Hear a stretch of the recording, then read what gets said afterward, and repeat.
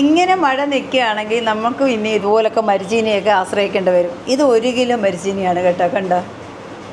അപ്പോൾ ഇന്ന് ഇത് നമുക്ക് വൈകിട്ട് 4 മണിക്കുള്ള കാപ്പിക്ക് വേണ്ടി എടുക്കാൻ പോവാണ്, പുഴുങ്ങാൻ പോവാണ് കേട്ടോ.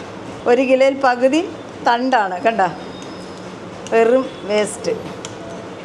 എന്ത് ചെയ്യാം, നാട്ടിലെയൊക്കെ എല്ലായിടവും പന്നിയൊക്കെ ഇറങ്ങി എല്ലാം നശിപ്പിക്കല്ലേ. അപ്പോൾ പിന്നെ ഇങ്ങനെയൊക്കെ തിന്നാൻ പറ്റുള്ളൂ, ഇതൊക്കെ വേസ്റ്റാണ് കേട്ടോ. നമുക്ക് അതിനൊരു ചമ്മന്തി വേണമല്ലോ. അപ്പം ഞാൻ ഇത്രയും ചേർത്ത് നമുക്കൊന്ന് ചതച്ചെടുത്തുകൊണ്ട് വരാം.